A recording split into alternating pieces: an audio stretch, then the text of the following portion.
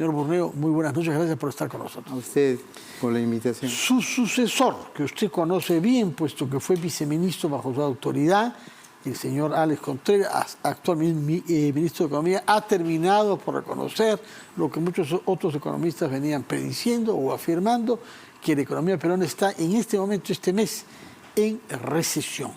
¿Por qué lo ha hecho? Yo diría más bien es una jugada hábil del ministro de Economía, porque esa declaración la hizo antes de entrar al Congreso, donde se debatía el crédito suplementario por 2.097 millones. Entonces, si yo quisiera que el Congreso sea más sensible a la urgencia de que me aprueben un crédito suplementario, probablemente hubiese hecho lo mismo. Ahora, técnicamente hay que considerar lo siguiente. Si estuviéramos en diciembre, don Fernando, yo suscribiría el 100% de que estamos en una recesión técnica. Pero no es así. A pesar de los pronósticos más conservadores, por ejemplo, los del Banco Central y los de algunas agencias calificadoras, por ejemplo, como Moody's o algunas agencias de servicio como Bloomberg, se habla de un crecimiento entre 0 y 0.3% para este año. Que no es recesión. No es recesión, hablamos de crecimiento chiquito, casi nulo. Recesión se dice técnicamente cuando hay 2 trimestres seguidos de contracción de la actividad económica. Pues es una recesión un poco extraña, ¿no? Porque en ese interín el consumo privado ha crecido, tengo la cifra del propio Banco Central, 0.3%. ¿Cómo es eso que la economía se contrae y el consumo privado aumenta? Y ojo que el consumo privado explica casi el 70% de todo el gasto en la economía, no es poca cosa. No. ¿Cómo se explica? Efectivamente, usted plantea bien una pregunta y es lo que uno ve en las calles, ¿no? Consumo hay y varias empresas están diciendo que están esperando campañas de venta durante la Navidad que batan récords. Por eso, don Fernando, le comentaba que es una recesión bien rara, donde el consumo privado crece. En estricto, yo creo que nos estamos adelantando demasiado a las cosas. En el caso del ministro, en el caso de Alex, lo justifico en el sentido de sensibilizar más al Congreso y que no la hagan larga con el crédito. ¿Se salió con la suya? ¿Consiguió el crédito? Yo creo que sí. Ahora, ¿por qué hace falta pedir un crédito de ese volumen el mes de octubre cuando se ha presentado un presupuesto en agosto? Es decir, quien está tomando esa decisión ahora no previó bien las cosas hace 2 meses. En agosto lo que se presenta es el proyecto de ley de presupuesto del 2024. Sí. Aquí estamos hablando de un crédito suplementario para este ejercicio. Para este año. Claro, y como el presupuesto se aprueba por ley, para modificar el monto del presupuesto a través de un crédito suplementario, se necesita otra ley. Esa es la ley de crédito suplementario que ha presentado y se ha debatido. O sea, lo que él está pidiendo es una ley que le permita tener acceso a más de 2.000 millones de soles. Exacto, que viene como consecuencia de incremento de la recaudación. Ahora, esta solicitud de crédito suplementario no es de ayer. Ya tiene varios meses trabajadas y presentadas. De lo que se trata es que el Congreso apruebe, porque evidentemente en el corto plazo la actividad económica depende mucho del gasto público incluido. Sí. Entonces, si uno mira la composición de los 2.097 millones puestos en el crédito suplementario, por ejemplo, hay acciones como traslado de bonos. Si la inyección de liquidez a través de los bonos es como si fuésemos haciendo una transfusión a la avena. ¿Por qué? Porque evidentemente a la gente con muchas necesidades insatisfechas le llega el bono y no lo guardan para invertir en papeles en Nueva York, sino para poder comprar y comer. Consumir. Exactamente. Comida, sobre todo, ¿no? Esa es la lógica. Esa es la lógica. Por eso que yo creo que mal se hace, no me refiero a usted obviamente, algunos agentes económicos en hablar de una recesión sin que termine el año. Y si lo ha hecho el ministro de Economía, lo ha hecho con la finalidad de sensibilizar al Congreso. Intención política. Hay que mirar las cosas, digamos, en perspectiva, en todo caso. Ahora, usted ha venido criticando durante los últimos meses la política del Banco Central, sobre todo la política de fijación de la tasa de interés. Explíquenos, por favor, cuáles son estas críticas y si ahora, con esta constatación, quedan confirmadas o no. Bueno, a ver, para explicarlo en términos sencillos. Quien se encarga de lo que es la estabilidad monetaria, le hace la inflación, es el Banco Central. Ese es el encargo que tiene, el único. Mirar el tema de estabilidad de precios. Entonces, luego de la pandemia del 2020, a nivel mundial se genera una inflación bastante inusualmente alta.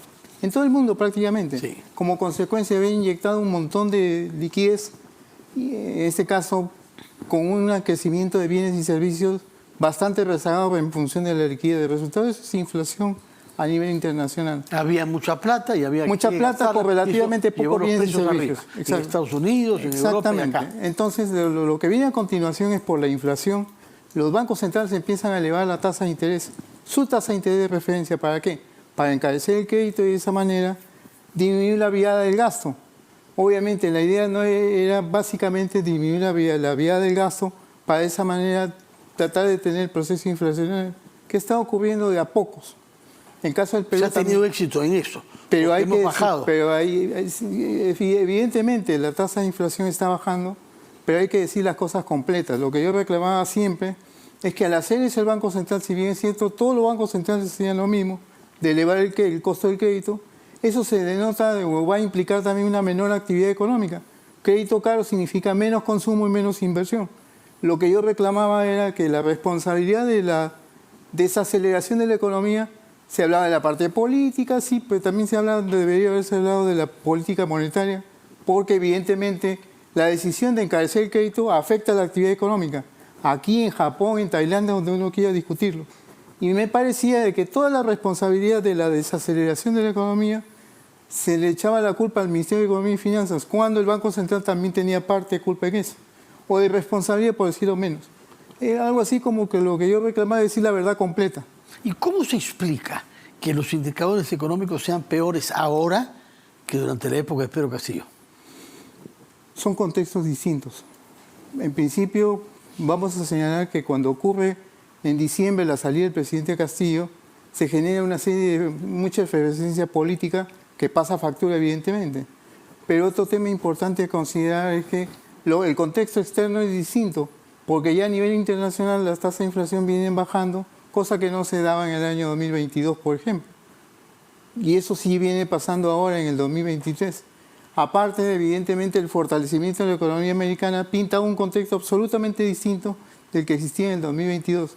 Y si uno mira con un poquito de curiosidad, don Fernando, ¿qué está pasando con los niveles de actividad económica en los vecinos, en la región? Todos no crecen más allá del 1.3, 1.5% en el mejor de los casos. Pero nosotros estamos muy lejos de eso ahora, ¿no? 0.3 dice usted en las versiones claro, más pero optimistas. estamos hablando de que la pandemia golpeó a todos, y entonces la pregunta es, ¿qué país muestra tasa de crecimiento por encima de sus expectativas cifradas luego del 2020? Ninguno. Las tasas de crecimiento son bastante ralentizadas, bastante pequeñas, y Perú no es la excepción. Yo no estoy justificando de que no tenga importancia la parte política, la inestabilidad política, por ejemplo, que obviamente ha generado zozobra, pero también hay que mirar qué es lo que pasa en el contexto macro a nivel internacional. Claro. Ahora, no usted somos una hablaba isla. de ese crédito suplementario de 2.090 millones de soles que deben ser invertidos de inmediato, porque están siendo pedidos como ampliación del presupuesto del año en curso, nos ha dicho usted.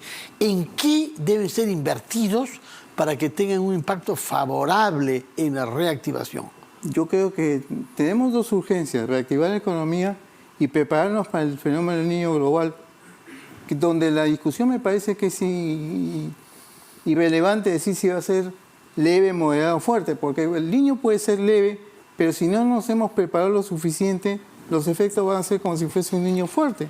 Entonces el tema de la prevención es vital. Pero ¿qué es lo que está pasando?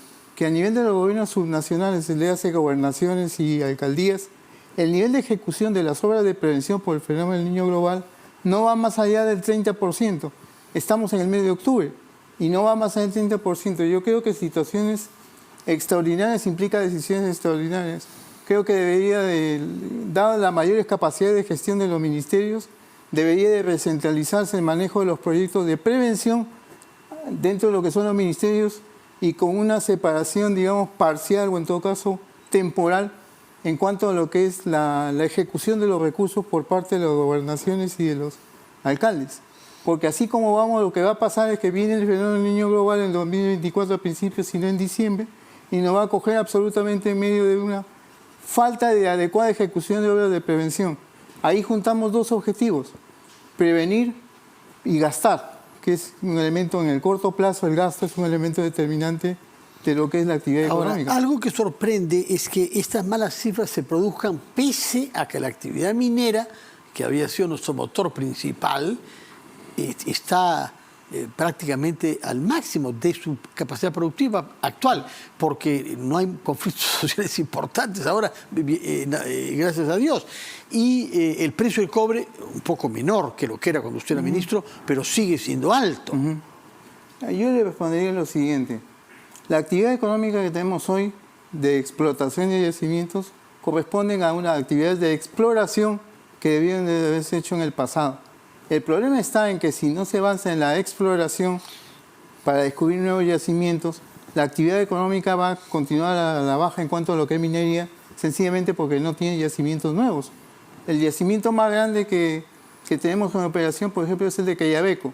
Sí. Y después no hay otros Cayabecos. Entonces, una preocupación, si vamos a mirar lo que es el mediano y largo plazo, es justamente promover lo que es la exploración y poder tener yacimientos mineros nuevos que dinamicen la actividad en el tiempo. Ahorita estamos viviendo en la minería como consecuencia de acciones de exploración, proyectos que resultaron de acciones de exploración de años atrás. La pregunta es, ¿y después qué? ¿Qué necesitamos hacer para que haya más exploración y por lo tanto nuevos yacimientos en el futuro? Eso mucho depende de la confianza que se puede inyectar dentro de lo que es el inversionista, sobre todo el privado. Otro punto que me sorprende viendo las cifras es la gravedad de la caída de la actividad económica en el sector construcción. Y también finanzas cae. ¿Por qué cae construcción en un porcentaje tan alto? Porque no se olvide que construcción también está ligado con la minería. Los yacimientos cuando recién entran en operación necesitan obras civiles. Y ahí viene la dinamización de lo que es el sector construcción. Está ligado. Y la otra cosa, don Fernando, es que si la tasa de interés es más alta, los créditos hipotecarios son más caros. Y si los créditos hipotecarios son más caros, van a haber menos compradores, vamos a decirlo así, de inmuebles y menos desarrollo inmobiliario sencillamente porque el crédito es más caro. La lógica del Banco Central cuando elevó las tasas de interés, lo ha venido haciendo hasta hace un medio año, era cómo hacer para parar, no en seco quizás, pero ralentizar el gasto en la economía para que de esa manera un mayor gasto, una mayor cantidad de dinero no valide precios más altos. El objetivo se ha venido consiguiendo en el tiempo, aunque todavía estamos con una inflación de un poquito más del 5% anual. Y el tope previó que sería alrededor de 4 a fines de año, ¿no? Sí, en esas cosas yo entiendo perfectamente que no se pueden dar pronósticos exactos en el tiempo porque definitivamente la inflación depende de varios factores que no controlamos. Bueno, hay por lo pronto una guerra que nadie había previsto. Y el tema del aumento del precio del petróleo que viene a continuación. Sobre nuestras cabezas. Y el otro tema, don Fernando, importante es que a nivel de la generación de energía, como consecuencia de las sequías en la zona andina del país, los reservorios para la generación de centrales y de electricidad por caída de agua, esos reservorios no están llenos al 100%. ¿Y qué es lo que se viene a continuación entonces? Una menor oferta de energía y por lo tanto la tendencia a alza de los precios que va a impactar en la inflación. Y además de eso, evidentemente, racionamiento. Eso es una historia que debería ser claramente prevista y planteada manifiestamente porque son consecuencias de condiciones naturales como es el caso de que los reservorios estén llenos. Ahora, entre todos los sectores económicos el que más cae es el financiero, con menos 9.68%. ¿Cómo se explica eso? Depende cuál es el referente, don Fernando. Hablamos de, con respecto a similar periodo del año anterior. No se olvide que en plena pandemia, si hay alguno sector que tuvo mucho dinamismo en la parte financiera, los bancos nunca cerraron. No. Y la actividad económica entonces significa, en cuanto al sector financiero, niveles bastante altos, que comparados con lo que tenemos ahora, evidentemente, digamos, los crecimientos son marginales y no negativos. Todo depende del comparador. Estamos hablando 2023 versus 2022. Entonces, como le digo, como los bancos nunca pararon, el sistema financiero continuó funcionando durante la pandemia, la base de referencia sobre la que estamos haciendo el cálculo respecto a 2022 es bastante alta, por eso se habla de un crecimiento bastante pequeño. Sí. ¿Qué se debe hacer de urgencia para evitar que estas cifras macroeconómicas se traduzcan en lo concreto en más pobreza y menos empleo? Para ser absolutamente transparente, don Fernando, el hecho de que la actividad económica tenga un crecimiento al final del año proyectado de casi 0.3, golpea por el lado de la pobreza. Recordemos que en el 2020 la pobreza se elevó del 20 al 30%, luego en el 2021 bajó a 25% y en el 2022 se elevó al 27%.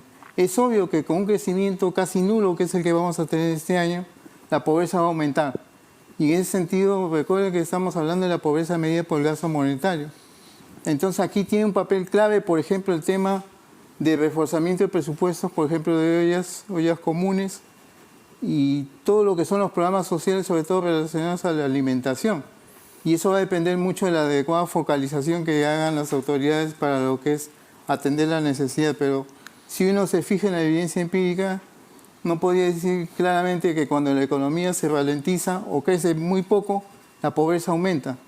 Sencillamente porque un crecimiento pequeño o casi nulo hace de que el empleo no aumente en términos sustantivos y por lo tanto las fuentes de ingreso tampoco.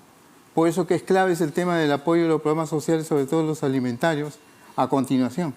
De acuerdo, señor Kurt Burneo, muchas gracias por venir a darnos su punto de vista con realismo. Algunas noticias son malas, pero usted nos ha llamado a la prudencia y esperar para tener cifras definitivas que termine el año y ver ahí si se puede hablar de inflación o no. Faltan los 3 meses con el que esté en curso, pero tampoco tenemos resultados oficiales de septiembre, ¿no? Son en realidad 4 meses que nos están faltando. Se difiere, los resultados se dan 1 mes y medio después. O sea, hay que esperar todavía unas semanas para saber lo que pasa con el último cuatrimestre de este año, difícil en todo caso. Muchas gracias por su presencia, señor Burneo. Muchas gracias por estar con nosotros. Antes de ir a la pausa,